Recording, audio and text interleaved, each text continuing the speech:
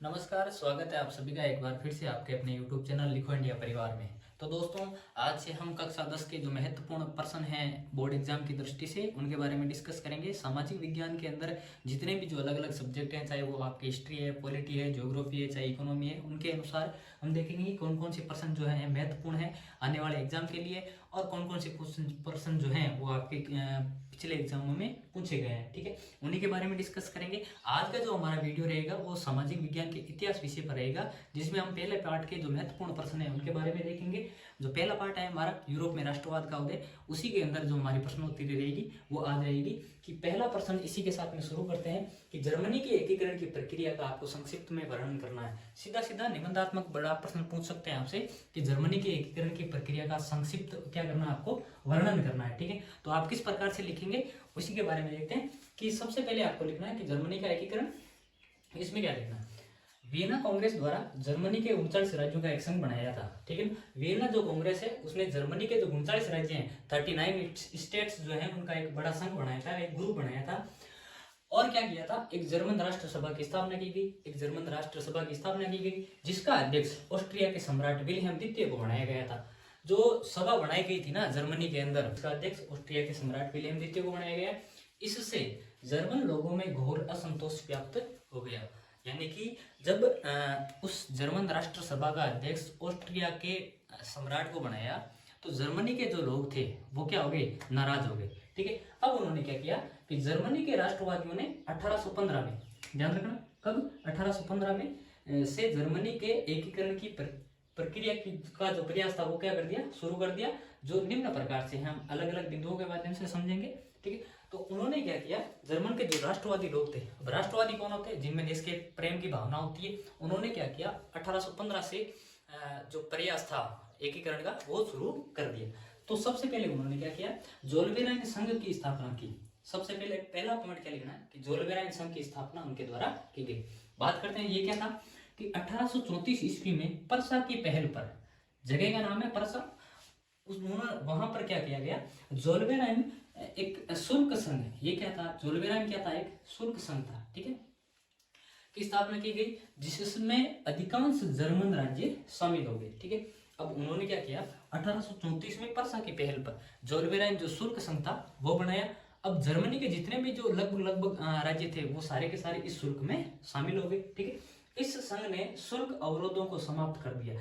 यानी कि जितने भी जर्मनी के लोगों के ऊपर टैक्स लगते थे उन सभी को क्या कर दिया, समाप्त कर दिया। ठीक है, और बाद में क्या किया कि मुद्राओं की जो संख्या थी, पहले 30 हुआ करती थी, 30 से घटाकर 2 कर दी। उन्होंने मुद्राओं की जो संख्या थी उसे घटाकर कितनी कर दी, मात्र 2 ही मुद्राएं वहां पर रखी। वहां की करेंसी पहले 30 से ज्यादा हुआ करती थी, तो इस संघ शुल्क ने क्या किया, जो था आपका जोलबेराइन, उसने 30 से घटा करके कितनी कर दी, 2 ही कर दी। ठीक है, आगे देखते हैं दूसरा काम क्या किया।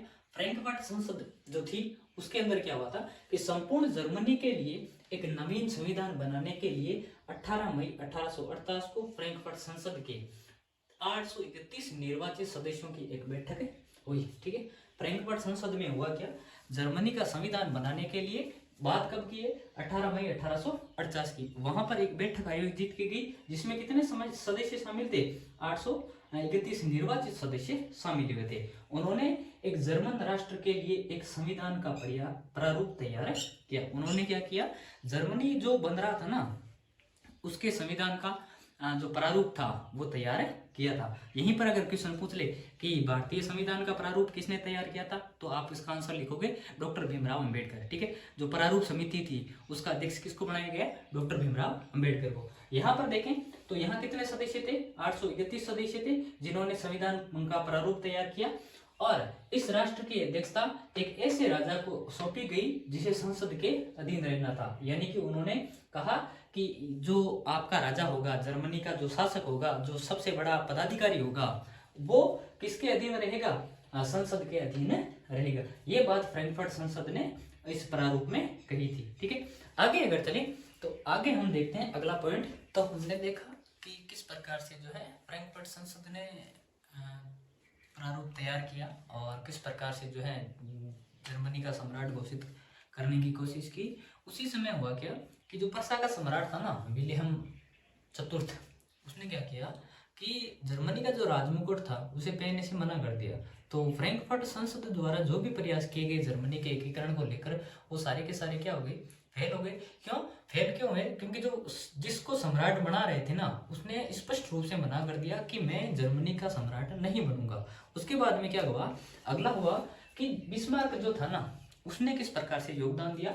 हम अगला हमारा टॉपिक रहेगा बिस्मार्क का योगदान। तो हुआ क्या कि सन 1862 में पर्सा के सम्राट, पर्सा का उस समय सम्राट कौन था 1862 में? पहले विलेहम चतुर्थ था, जिसने तो मना कर दिया था कि मैं ताज नहीं पहनूंगा। उसके बाद में जो सम्राट था 1862 में पर्सा के सम्राट विलियम प्रथम तथा उसके प्रधानमंत्री ओटो वन बिस्मार्क। विलियम प्रथम का जो प्रधानमंत्री था ना, यानी कि पर्सा का प्रधानमंत्री, वो कौन था? ओटो वन बिस्मार्क, ठीक है, ने जर्मनी के एकीकरण का नेतृत्व संभाला।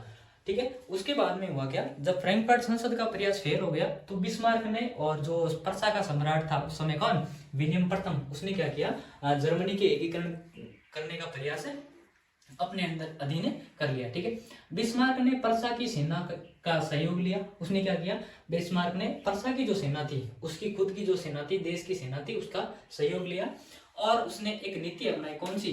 लोह और रक्त की नीति। ठीक है, इस लोहे और रक्त की नीति के साथ में 7 वर्षों की अवधि के दौरान उसने क्या किया, 1864 में डेनमार्क, 1866 में ऑस्ट्रिया तथा 1870 में फ्रांस को युद्धों में पराजित कर दिया। ठीक है, तो 7 सालों के दौरान उसने बहुत बड़े बड़े जो देश थे उस समय के, जो शक्तियां थी, जैसे डेनमार्क हो गया, ऑस्ट्रिया हो गया और फ्रांस हो गया, ठीक है, इन सभी को क्या कर दिया था, पराजित कर दिया और जर्मनी के एकीकरण की प्रक्रिया पूर्ण कर ली। ठीक है, उसके 18 जनवरी 1871 को बिस्मार्क ने वर्साई के शीश महल में, एक जगह है वर्साई, वहां पर एक महल है, कौन सा, शीश महल, वहां पर पर्सा के सम्राट विलियम प्रथम, इसका जो सम्राट था ना, जिसने सबसे पहले नेतृत्व संभाला किसका, जर्मनी के एकीकरण का, उसको क्या कर दिया, नवीन जर्मन साम्राज्य का सम्राट घोषित कर दिया। इस प्रकार से जो है पूरा का पूरा जर्मनी का एकीकरण हुआ। हमने देखा कि किस प्रकार से शुल्क संघ की स्थापना की गई और फ्रैंकफर्ट जो संसद है उसने भी प्रयास किया था एकीकरण करने का। उसके बाद में बिस्मार्क ने सारा का सारा सिस्टम ही अलग कर दिया। अलग कैसे किया कि उसने 7 सालों के दौरान जितने भी बड़ी शक्तियां थी, महाशक्तियां थी, उनको हरा दिया और जर्मनी का एकीकरण पूरा कर लिया। और 18 जनवरी 1871 को क्या कर दिया, नवीन जो जर्मन साम्राज्य बना था ना एकीकरण के बाद में, उसका सम्राट किसको घोषित कर दिया, विलियम प्रथम को। ठीक है, तो ये था आपके जर्मनी का एकीकरण पूरा का पूरा किस प्रकार से हुआ था, आराम से देख लेना। और इसके बाद में हमारा जो अगला प्रश्न रहेगा वो ये है कि मारियान व जर्मेनिया का वर्णन करें। ठीक है, बड़ा प्रश्न पूछ सकते हैं। ठीक है, कि मारियान और जर्मेनिया कौन थी, वर्णन कीजिए।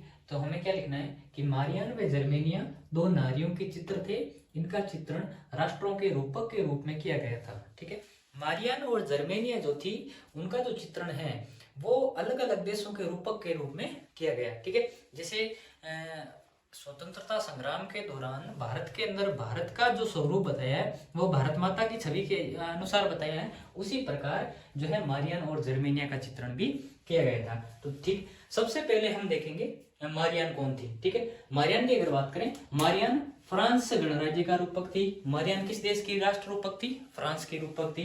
मारियान एक ईसाई नाम था। मारियान का जो नाम था ना वो कैसा था, ईसाई नाम था। ठीक है, इसके चित्र में जन्म राष्ट्र के विचारों को व्यक्त किया गया था। इसका जो चित्र था ना वो इस प्रकार से बनाया गया था ताकि जो जनता है उसकी जो भावना है वो लोगों तक प्रदर्शित हो सकते, जन राष्ट्र की जो भावना है वो लोगों तक जा सके। ठीक है, इसकी लाल टोपी, यानी कि मारियान जो थी उसकी लाल टोपी थी, तिरंगा था और उसकी क्या थी, कलगी थी। और ये सारी की सारी जो चीजें हैं वो किसका प्रतीक थी, स्वतंत्रता और गणराज्य का प्रतीक हुआ करती थी, चिन्ह हुआ करती थी। ठीक है, मारियान की छवियां सार्वजनिक चौकों पर लगाई गई, यानी कि राष्ट्रवाद की भावना बढ़ाने के लिए फ्रांस के अंदर अलग अलग जगह पर जो है मारियान की छवियां लगाई गई ताकि लोगों में किसकी भावना पैदा हो, राष्ट्रवाद की भावना पैदा हो। इसके बाद में हम देखें कि मारियान की छवि को सिक्कों में डाक टिकटों पर भी अंकित किया गया था। ठीक है, मारियान की जो छवि थी उसको सिक्कों पर भी अंकित किया गया था और जो डाक टिकट हुआ करते थे उनके ऊपर भी अंकित किया गया था ताकि जनता को एकता के राष्ट्रीय प्रतीक स्मरण रहे, यानी कि जनता को ये ना लगे कि हमारी कोई राष्ट्रीय रूपक नहीं है। इस कारण से जनता को एकता के भाव में रखने के लिए ये प्रतीक जो है सिक्कों व डाक टिकटों पर भी क्या किए गए, जारी किए गए, चिपकाए गए। ठीक है, अगली जो रहेगी वो जर्मेनिया रहेगी। मारियान जो थी वो फ्रांस गणराज्य की थी। अब जर्मेनिया की अगर बात करें तो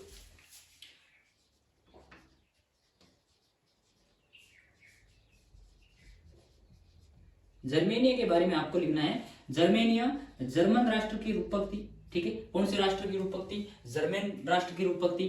ठीक है, और इसके अलावा अगर बात करें जर्मेनिया की, तो जर्मेनिया जो थी वो बलूत वृक्ष का, जो बलूत वृक्ष की पत्तियां होती है उनका मुकुट धारण किए हुए थी। फोटो में देखना आप, वो क्या करती है, मतलब उसका मुकुट इस प्रकार से जो पेड़ की पत्तियां है ना उससे बनाया हुआ है, और जो पेड़ था ना वो बलूत वृक्ष का था, उसकी जो पत्तियां थी वो बलूत वृक्ष की थी। और जो बलूत वृक्ष है वो जर्मनी के अंदर वीरता का प्रतीक माना जाता है। ठीक है, तो हम लिख सकते हैं कि जर्मन राष्ट्र में बलूत वृक्ष को वीरता का प्रतीक माना जाता है। प्रतीक माना जाता है, किसका प्रतीक माना जाता है, वीरता का प्रतीक माना जाता है। और बलूत वृक्ष की पत्तियों का मुकुट जो है वो कौन धारण किए हुए हैं, आपकी जर्मेनिया धारण की हुई है। ठीक है, और जर्मनी के अंदर एक नदी बहती है, नदी का नाम है राइन नदी। ठीक है, तो चित्रकार ने इस जर्मेनिया का जो चित्रण है इस प्रकार से किया है कि जो जर्मेनिया है वो राइन नदी के किनारे खड़ी है, और उसकी क्या कर रही है, ऐसे प्रतीत होता है हमें कि वो उसकी क्या कर रही है, रक्षा कर रही है, जर्मन राष्ट्र की रक्षा कर रही है। जर्मन राष्ट्र की जो नदी है कौन सी, राइन नदी, उसकी रक्षा कर रही है। ठीक है, तो जर्मेनिया किसकी रक्षा करती हुई दिखाई प्रतीत होती है, राइन नदी की। ठीक है, इसके अलावा जर्मेनिया की जो तलवार है उसके ऊपर लिखा हुआ भी है कि जर्मेनिया राइन नदी की रक्षा करती है। उसके ऊपर क्या लिखा हुआ है, जर्मेनिया जो है किसकी रक्षा करती है, राइन नदी की रक्षा करती है। तो हम लिख सकते हैं कि जर्मेनिया राइन नदी की रक्षा करती है। ठीक है, ये इसकी तलवार के ऊपर लिखा हुआ है। ठीक है, तो ये ध्यान रखना कि मारियान कौन थी और जर्मेनिया कौन थी। मारियान जो थी फ्रांस की रूपक थी, और जर्मेनिया जो है आपकी किसकी रूपक थी, जर्मन राष्ट्र की रूपक हुआ करती। ठीक है, और इसके अंदर ये भी ध्यान रखना कि मारियान क्या क्या पहना है, लाल टोपी पहनी हुई है, हाथ में तिरंगा है, और साथ में क्या उसके कलगी है, जो किसका रूपक है, राष्ट्र स्वतंत्रता और गणतंत्र का। जर्मेनिया जो है बलूत वृक्ष के पत्तियों के द्वारा जो निर्मित मुकुट है उसको पहन रखा है, और बलूत वृक्ष को किसका प्रतीक माना जाता है, वीरता का प्रतीक माना जाता है। साथ में अगर देखें तो जर्मेनिया जो है किस नदी की रक्षा कर रही है, राइन नदी की रक्षा कर रही है, और ये जो चीज है वो उसकी तलवार के ऊपर लिखी हुई है। इतना सा आपको ध्यान रखना है। तो मारियान हो गया, जर्मेनिया हो गया। तो ये 2 क्वेश्चन थे आज के लिए, बस इतना ही। मिलते हैं नेक्स्ट वीडियो में, और जो भी महत्वपूर्ण प्रश्न होंगे उनके बारे में भी डिस्कस करेंगे। तब तक के लिए धन्यवाद। जय हिंद, जय भारत।